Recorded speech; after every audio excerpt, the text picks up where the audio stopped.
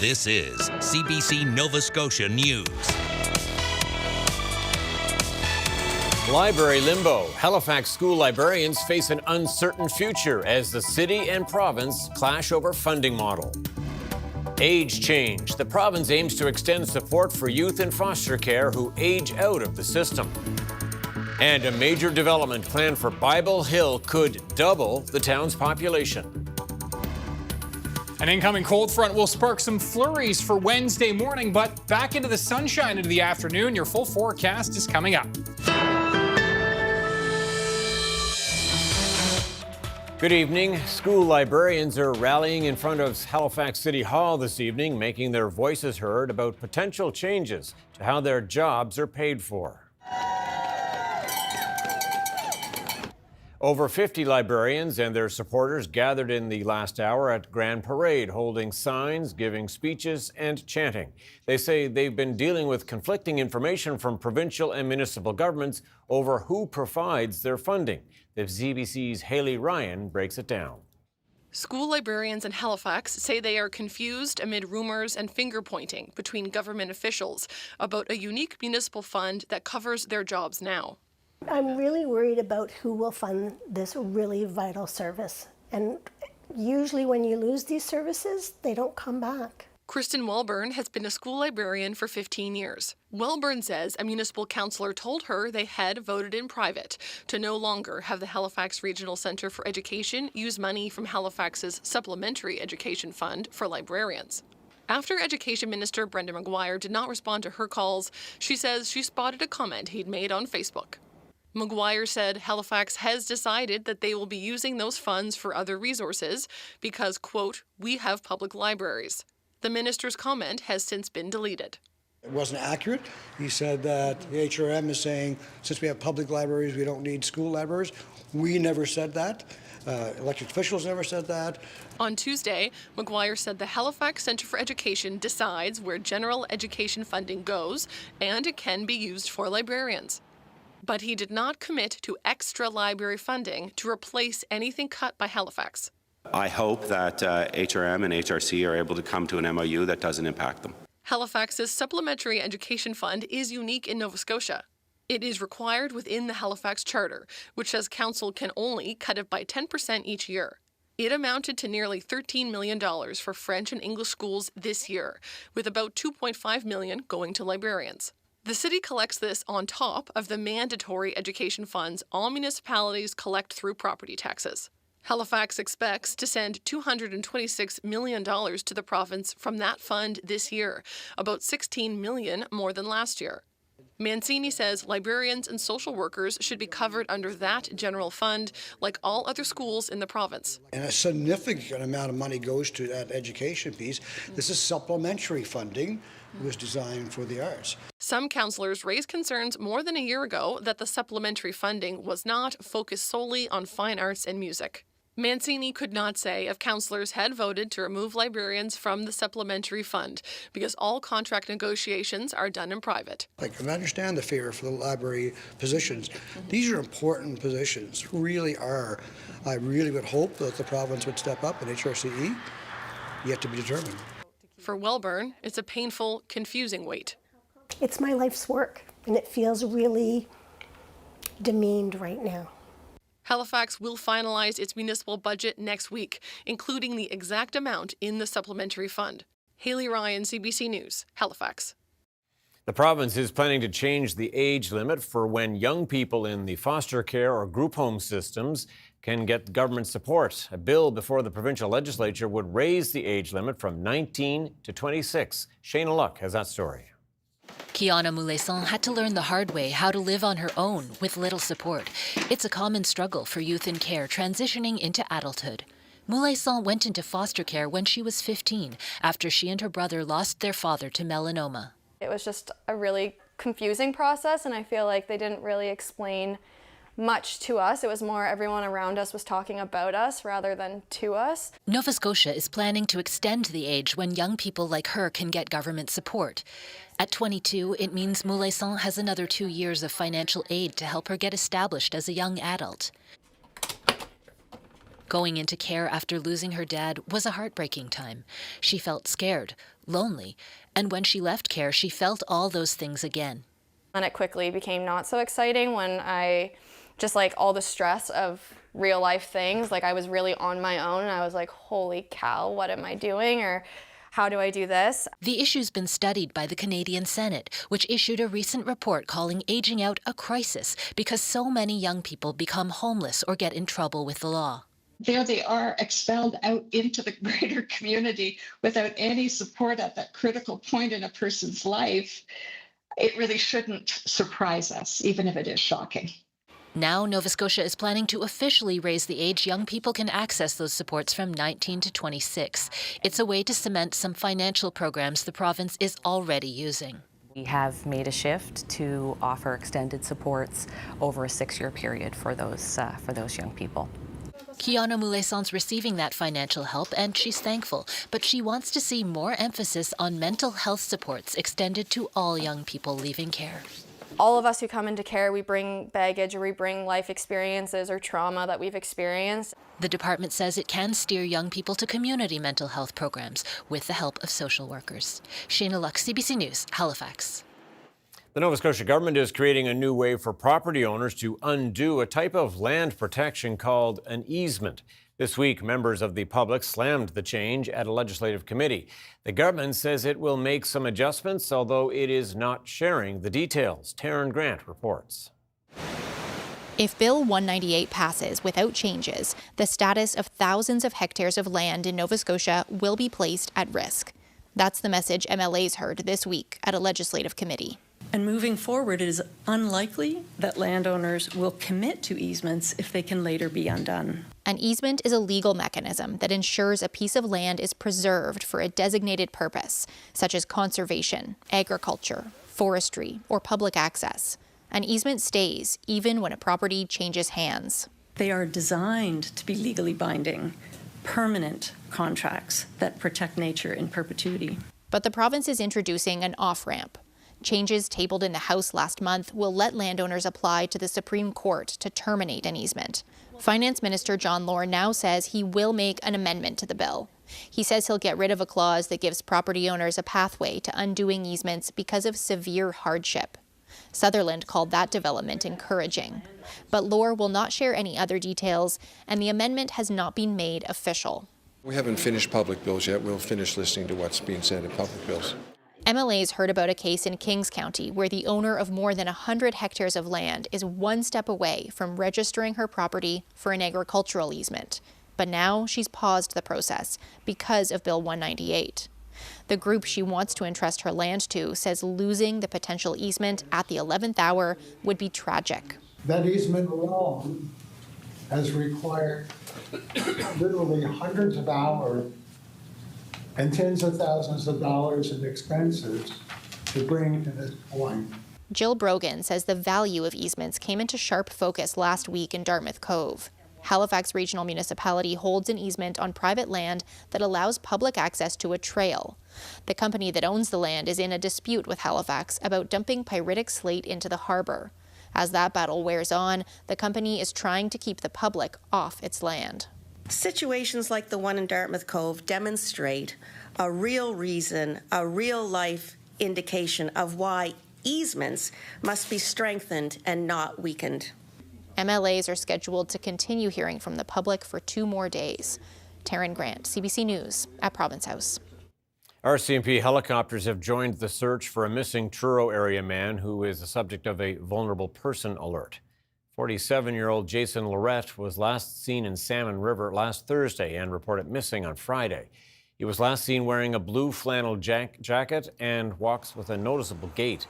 Ground search and rescue teams have been searching near Harmony Road. So far, RCMP have received 25 tips on his whereabouts. Possible sightings have been in the Harmony Salmon River area. But, two days, someone could travel quite some distance. So if you're in Colchester County and you have someone that you don't know on your camera that matches the description of Mr. Lorette, please call it in. RCMP helicopters have been focused on the communities of west of Truro, including Salmon River. Ross says the goal was to narrow the area for future ground searches.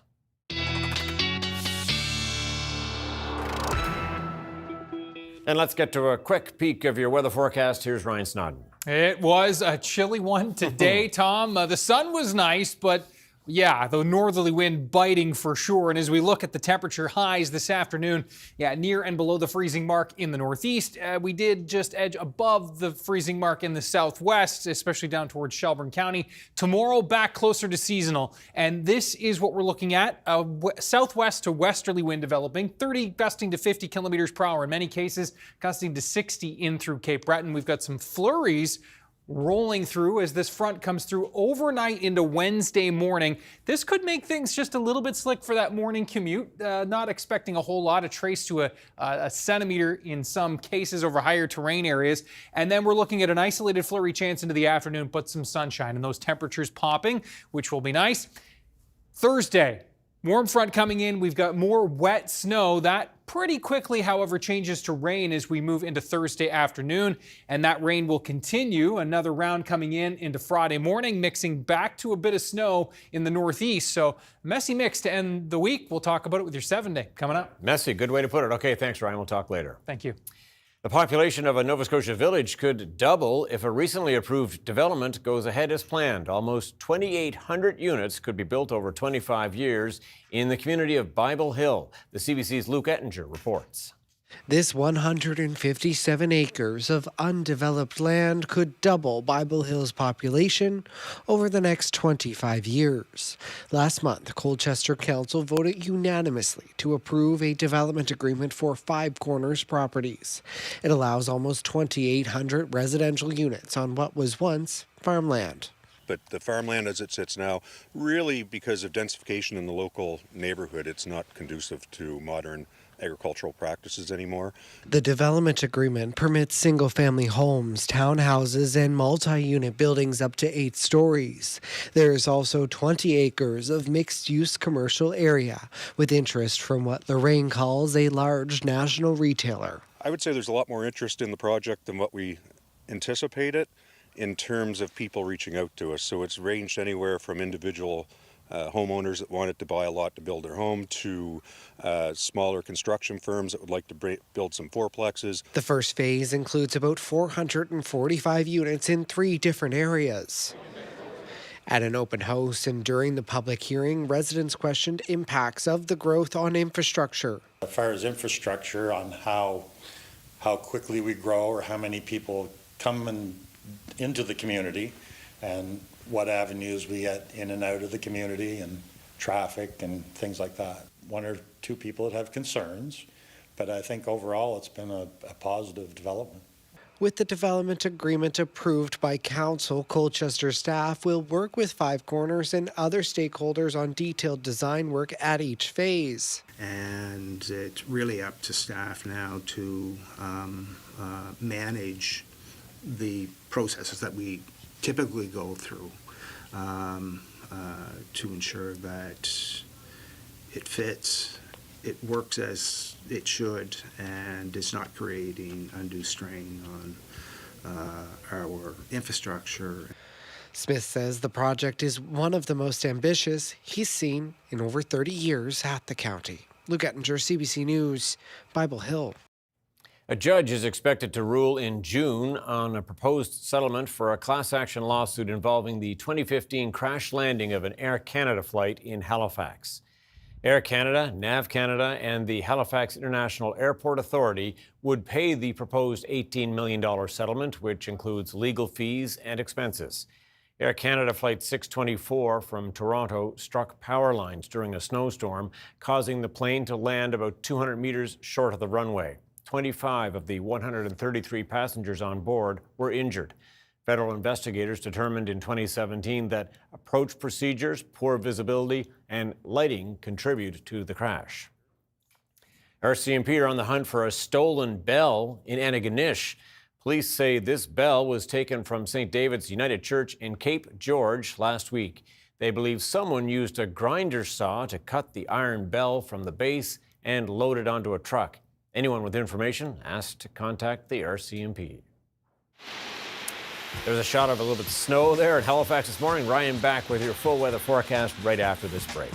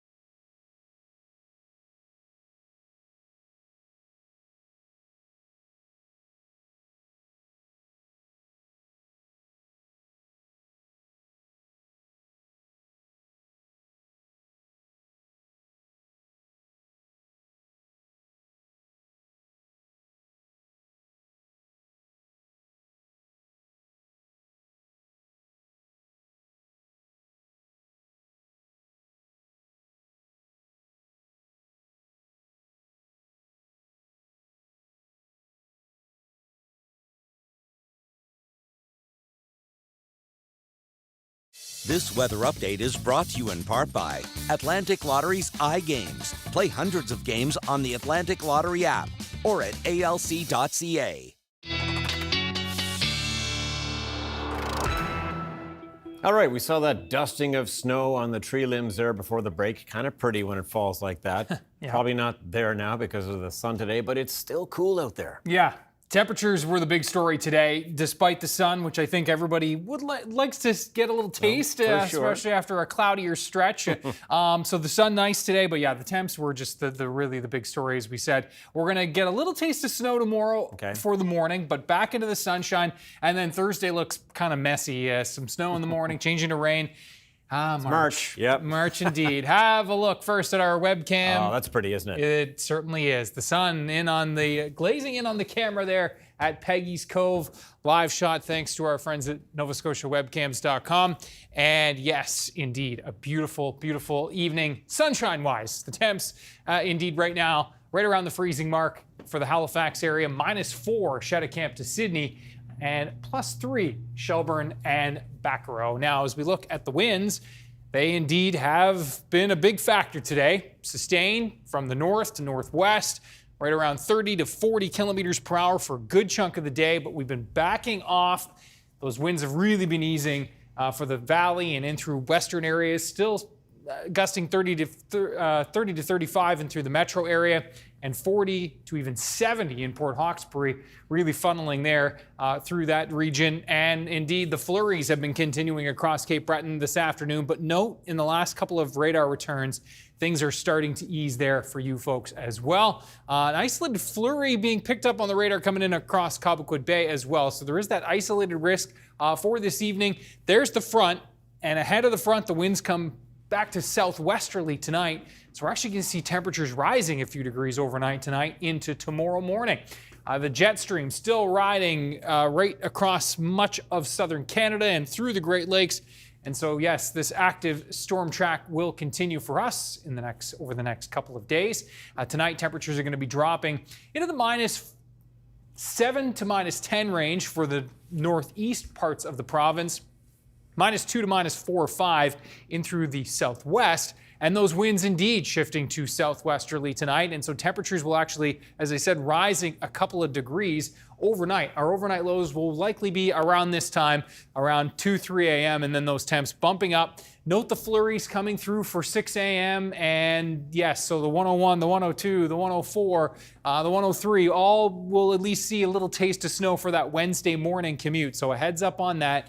By Wednesday at lunchtime, it looks like that first burst of flurries, that main burst of flurries along the front is gone. And then we're looking at some isolated chances into the afternoon, but the sunshine popping out as well, which will be great. Now, in that westerly wind, we will indeed see temperatures bumping up 2, 3, 4, 5 degrees. It's a westerly that's onshore for places like Port Hood, Mabu, up towards Cheticamp, Inverness. So this is what we're looking at is temps not much warmer than what the water temperature is going to be, which is right around 1. Antigonish back through Sherbrooke, better chance for 4 or 5 degrees here into the metro area, 3, 4, 5 degrees here as well. That chance for flurries moving out. Those westerly winds persisting though tomorrow, gusting 40 to 50 even after they shift to west. So it will be a breezy one, no question about that. We'll maybe crack 6 in places like the Valley tomorrow. Better chance for 6s, 7s, even 8s on the board for Thursday, as we're going to be looking at that wet snow in the morning changing to rain as we turn the page into the afternoon. That wet snow will coincide with the morning commute on Thursday, so could see a slushy drive to work, and then we're going to change to rain. That rain will taper off, and then we've got round 2 coming along the front. And the forecast models have been shifting with the idea of this. At one point, it was looking like that front would pass through further to the north. Now it looks like the possibility that we go back to some snow. Cumberland, Colchester, Pictou, and Antigonish into Cape Breton, perhaps even Guysborough and the Eastern Shore with even a few flakes. Not out of the question for Metro. Temperatures are likely going to be dropping as we move throughout the day on Friday. Now, there's Thursday morning, not looking at a whole lot. There's the shot on Friday, which could drop maybe 2 to 5. Higher terrain areas, Cobequid could see a pocket of 5 to 10. But as temperatures drop on Friday, things, again, could get a little bit messy, and those temperatures will drop all the way to near minus double digits by Saturday. Those Saturday temps are not friendly for this time of year at all, Tom, but we're recovering at least a little bit for Sunday. Yeah, that's still mittens weather, isn't it? Yeah, it certainly is. Okay, thanks so much, Ryan. Thank you.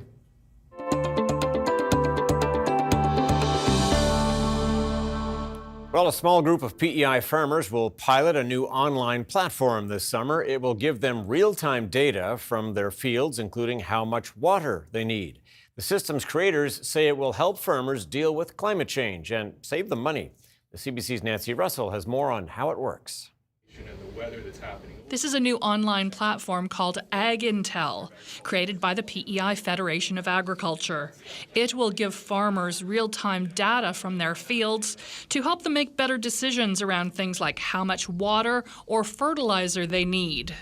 This particular project is about collecting, analyzing, and managing data for farmers. The mobile app that we're developing will allow farmers to receive these updates in the field. The developers of AgIntel say it will help farmers make more informed decisions using the data from their fields and save money. So the first 142 acres were about $7,500 in savings. We looked at about 20 million in savings over the next 20 years. The provincial and federal governments are supporting the new Ag Intel platform with about $750,000 in funding for this phase of the project. Extremely big for Prince Edward Island to be a leader in innovation technology. This project will hopefully create more efficiencies for farmers and long-term sustainability. The developers say it's important that the technology is being developed along with farmers and will safeguard their data. They say it will also help farmers deal with the impact of climate change. This platform is designed to manage risk for farmers. Climate change increases that risk and therefore increases the need for the platform. Killorn says the Federation also hopes the platform will help PEI to create a system of soil carbon credits, which would also be a first for Canada. Measuring farmers' baselines is our #1 goal when we onboard them. We need to know, here's what you're doing now, and then we track that over time to understand how practice deviations added both value but also reduced CO2 emissions, methane emissions, and nitrous oxide emissions. The most important thing for us to do now is to work with farmers to understand how they want to use the platform and how it can provide a return on investment for them. 10 PEI farmers will pilot the new Ag Intel platform in their fields and tractors this summer, giving developers their first look at its potential. Nancy Russell, CBC News, Albany. Coming up, a former aviation safety investigator weighs in on the LaGuardia plane crash.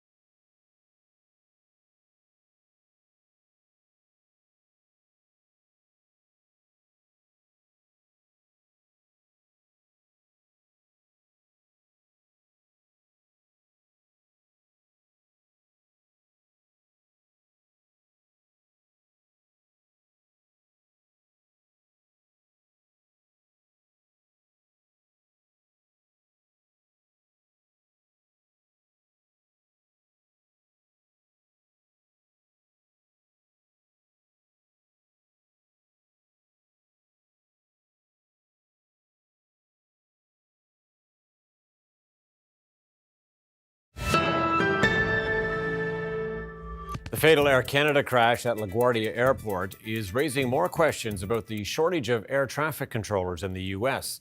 For years, those in the industry have been sounding the alarm about controllers being understaffed and overworked.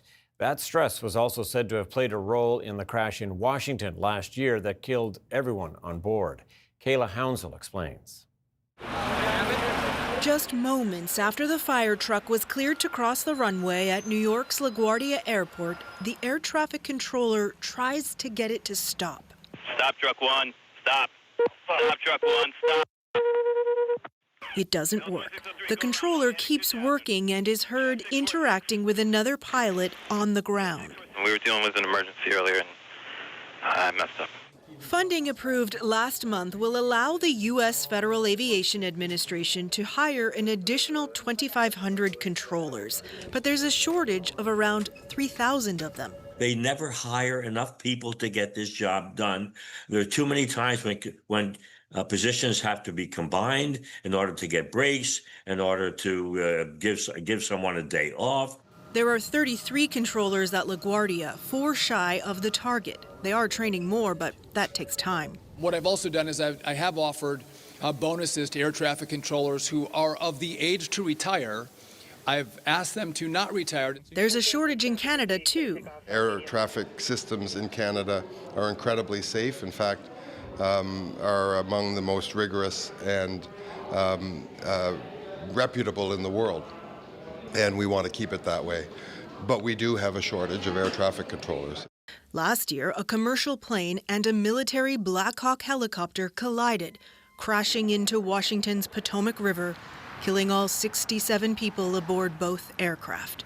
Investigators determined the crash was caused in part by overwhelmed controllers. Something has to give, or the amount of traffic has to be reduced at key airports. The FAA did reduce the number of planes arriving per hour at Ronald Reagan Washington National Airport and increased tower staffing. The question now is whether the latest tragedy will bring about more widespread change. Kayla Hounsell, CBC News, Halifax. The often pressure-packed role of the air traffic controllers in the spotlight following the fatal collision between an Air Canada jet and a fire truck at LaGuardia Airport late Sunday. David McNair has been parsing the details as they come about this crash. He is a former aviation safety investigator with the Transportation Safety Board of Canada. Mr. McNair, I suppose a lot of people will be questioning how safe air traffic control towers are after all this. How much confidence should people put in them? Well, I have a lot of confidence. I've been flying for many years, and like anything else in aviation or any other system, there's things that have to be done. Safety has to be monitored. Safety has to be improved. That's why you have investigation agencies to make sure that happens. But we're all humans, and those are one of the things that we have to deal with. And we have limitations, we have strengths, and those things have to be explored. The limitations have to make sure that people have defenses and things in place that will help them do their job safely, and other people who act safely, etc. So these are, I'm not worried about the overall system, but because I've seen things in any mode of transportation, any operation where things go wrong, and you do your best to make sure they don't go wrong. Yeah, there'll be so many questions, all part of the investigation, I'm sure. This accident happened at night. What can you say about staffing levels and redundancies and so on at that time of the day compared to what you might see during the daytime? Well, historically, the staffing levels at night, where the traffic is lighter, there are fewer people in the air traffic control area. But hopefully there'll be enough people to do the job that's required based on the traffic estimations at the time.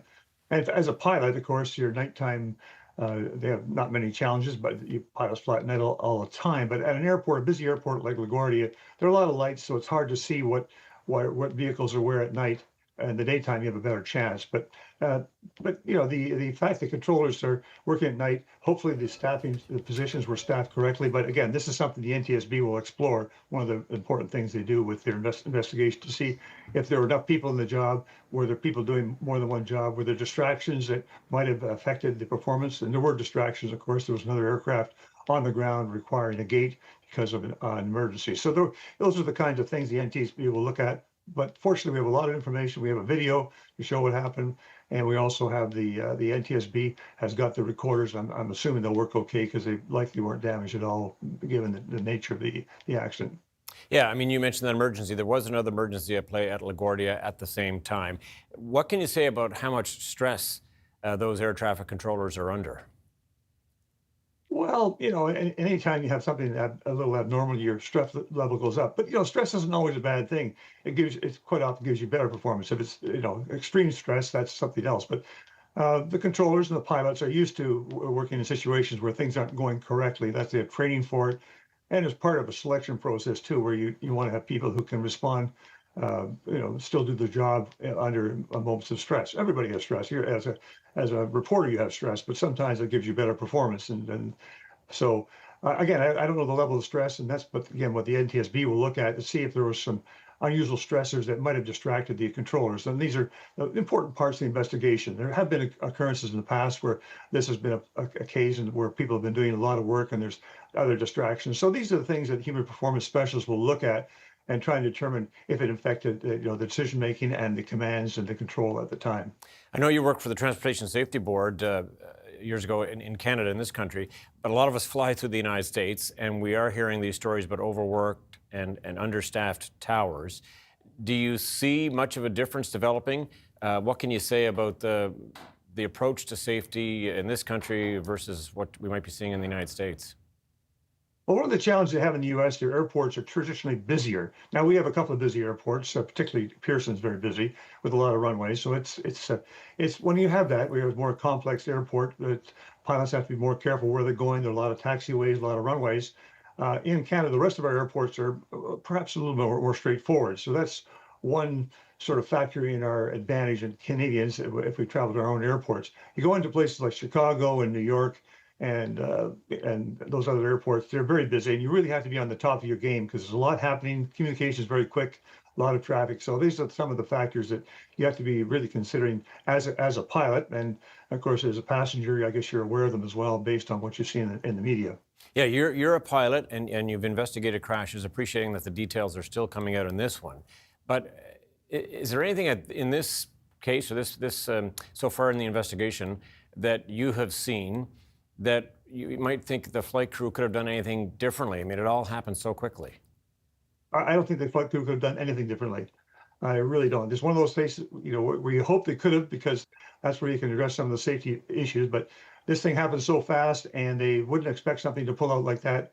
They have no control of where they can go. They're doing probably about 160 kilometers an hour, and that's pretty darn fast. And they put the brakes on. You can't stop on a dime in an airplane that size. And so I don't think they could have done anything else. I've tried it quite often as I do the investigation, say, what would I have done? And I'm afraid to say that I wouldn't have been able to do anything different than they did. David McNair, we will watch for the outcome of the investigation. Thank you for your time today. You're welcome.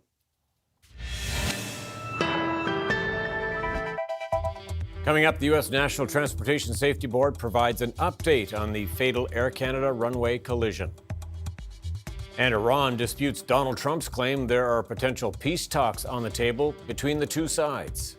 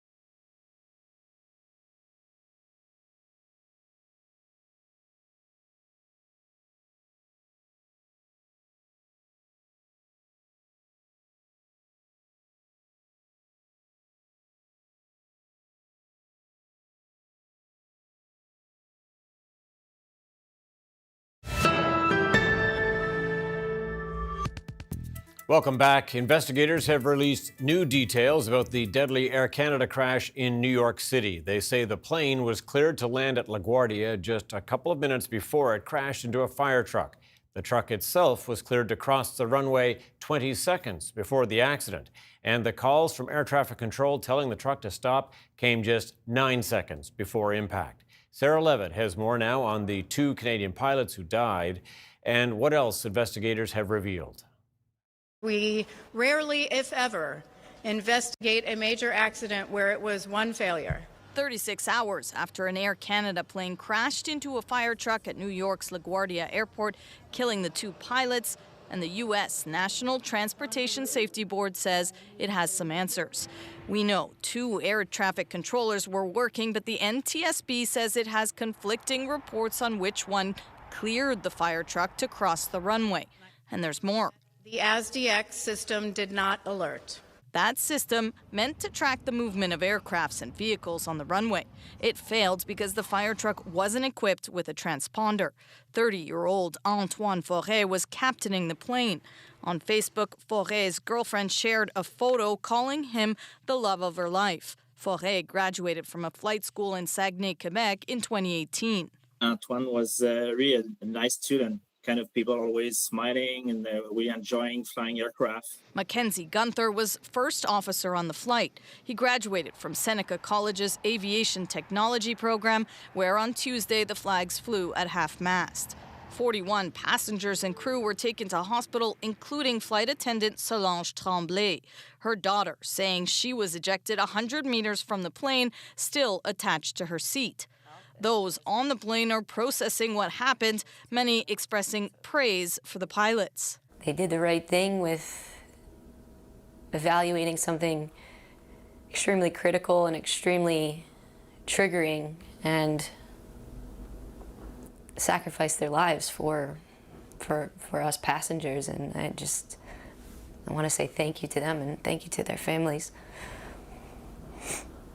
The Canadian Transportation Safety Board has sent 3 investigators to assist, but says in this country, runway incursions have been a concern. In 2024, there was the highest number of occurrences involving runway incursions in Canada in the last 15 years. At LaGuardia, the investigation continues, including interviewing the controllers involved and the firefighters on the truck hit by the plane and injured. It's not yet known whether they heard the calls to stop crossing the runway. Sarah Levitt, CBC News, Montreal.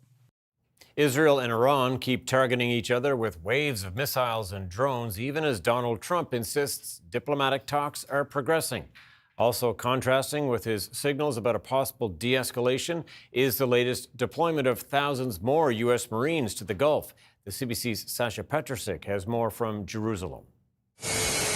A lot of hopes were raised and the markets went up when Donald Trump came out with his statement saying that very, very strong talks were going on between the United States and Iran. Iran came out and said that there were no talks going on directly or indirectly, and they called Donald Trump's statement fake news. Donald Trump did send his main Middle East envoy, Steve Witkoff, into the region. As for Israel, it's playing down these talks, and even though Israeli Prime Minister Benjamin Netanyahu calls Donald Trump his friend, it doesn't sound very much like he's on the same page. הנשיא טראמפ מאמין שיש סיכוי למנף את ההישגים הכבירים של צה"ל וצבא ארצות הברית כדי לממש את יעדי המלחמה בהסכם, הסכם שישמור על האינטרסים החיוניים שלנו. במקביל, אנחנו ממשיכים לתקוף גם באיראן וגם בלבנון. A number of countries are taking the opportunity to reach out and try to get the talks going, but other countries in the region are in a bit of a bind because they are now both targets for Iran's missiles. At the same time, they are hosting the United States, and that puts them in a very vulnerable position. We're working very closely with them on how to de-escalate and to find a way out of this crisis and to stop the attacks on our countries. But to look at this region, you wouldn't think that a peace agreement was anywhere close. Israel attacked Iran, and it also launched airstrikes in the north, in Lebanon, Beirut. as well as ground operations in the south as it moved further and further in and suggested it might be there for quite a while. Iran fired at least 10 volleys of missiles at Israel. Hezbollah, the militant group in Lebanon, fired their own rockets at Israel into the north. So a lot of fighting, a lot of firing still going on. Again, no sign that peace is just around the corner. Sasha Petrusik, CBC News, Jerusalem. A Jewish charity in London has received new ambulances a day after its vehicles were destroyed in an arson attack. The ambulances belong to a non-profit Jewish NGO that works with Britain's health service. The London Fire Brigade says multiple oxygen cylinders exploded when the vans were torched in the attack early Monday. No injuries have been reported and no arrests have been made so far. Authorities are still looking for the motive. In Hawaii, a massive cleanup effort is underway after the island state was hit by the worst flooding in 2 decades. Homes and vehicles were swept away, and anything left behind is caked in thick volcanic mud. The floodwaters also damaged schools and hospitals. There are no reports of any deaths, but during the height of the heavy rains that began last Thursday, more than 230 people had to be rescued. A new medical study suggests women who experience premature menopause are more likely to develop heart disease later in life. Tashana Reid looks at that and the calls for greater awareness. Heart disease. It's a leading cause of premature death in women, and menopause can elevate that risk. We've known that the connection there exists. We know that premature menopause raises risk for heart disease. Researchers at Chicago's Northwestern University looked at the data of 10,000 American women over 5 decades. Women who had premature menopause, which means before the age of 40, had a 40% higher lifetime risk of heart attack. The study did not include women who went into menopause after surgery. Women have been vastly understudied in cardiovascular science for decades, so we have lots to learn. During menopause, estrogen, which protects the heart, starts to drop, and that shift can lead to many symptoms. Pretty significant hot flashes and, kind of fogginess, some challenges with mental acuity, I would say. Jennifer Carana experienced menopause at 46 and already has a pre-existing heart condition. It worries me because I think there's a lot we don't know. It's a very significant issue. Cardiologist Dr. Jody Heshka says more research and education around the unique risks during this life stage is critical. We see that the incidence of heart disease increases, the incidence of hypertension, diabetes, high cholesterol levels, all start to increase around the time of menopause.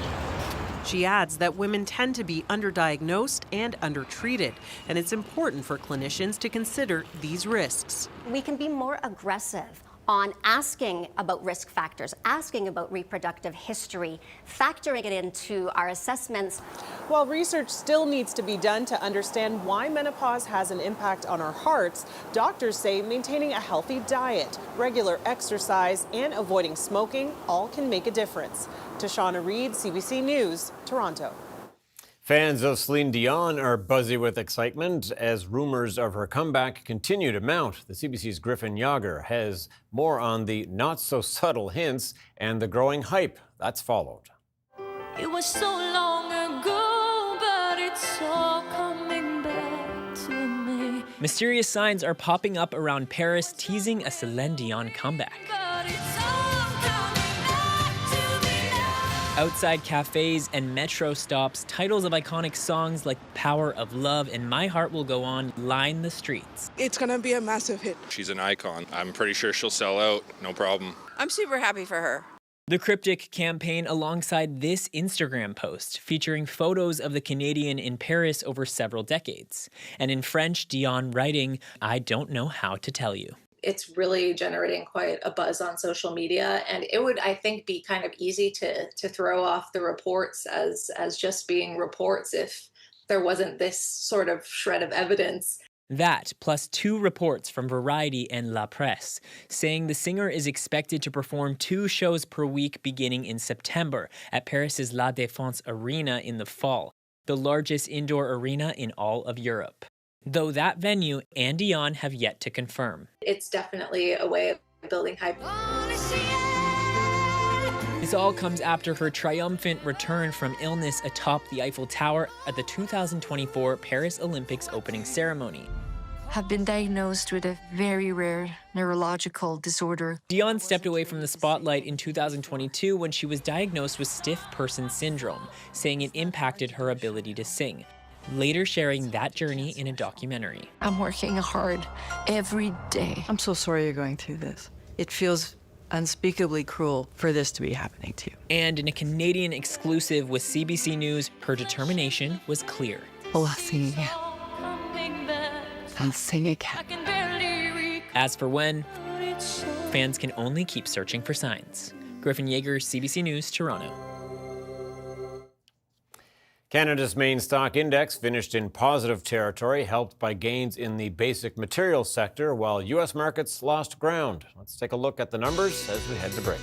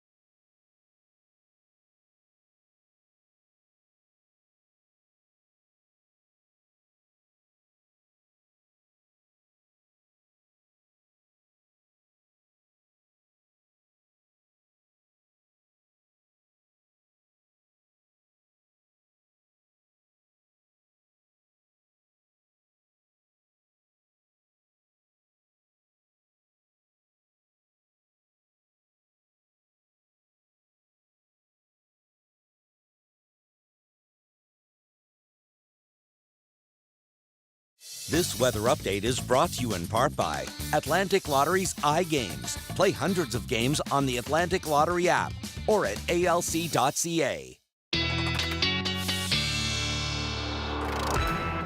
All right, we were just talking during the break how nice that shot of Peggy's Cove in the show looked tonight. Of course, this is the time in the show where you, the audience members, get to contribute as well here with Ryan's picks. Yeah, and a lot of nice ones coming in, of course, as always. Have a look at this one.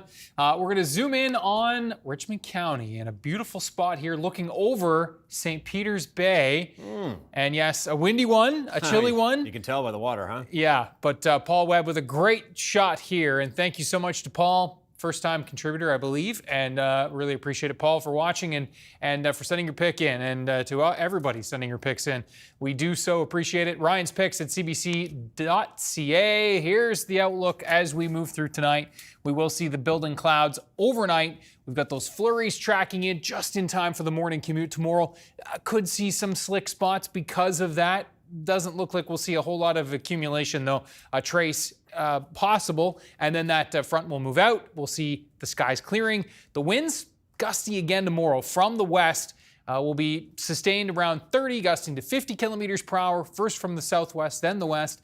You folks in Cape Breton could see some gusts towards 60 kilometers per hour into the afternoon. Highs at least closer to where they should be for this time of year, 3 to 6 degrees. Thursday, near and even a little above seasonal, coming with the price tag, of course, with some wet weather. It's wet snow in the morning, then changing to rain, and we are looking at some gusty southerlies with this as well, and that southerly wind will kick in as we move into the afternoon, changing us over to rain, and then that system is going to track off to the north, and as the front comes through, we go from rain to snow, especially for the northeast and into Cape Breton, where we could see some accumulation, and temperatures will drop for everybody Friday night into Saturday morning. We're going to start near the double digits. Saturday staying chilly, recovering somewhat for Sunday. We're going to feel Saturday, aren't we? We are. We'd all like to see more signs of spring here, that's for sure, but this is a sure sign that spring has arrived in the northern hemisphere.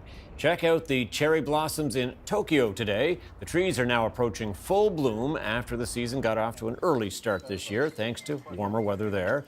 In London as well, visitors are flocking to Kew Gardens to see the trees, one of the sure signs that spring is really here. And here's a look at Washington, D.C., where the cherry trees are also seeing an early bloom this year.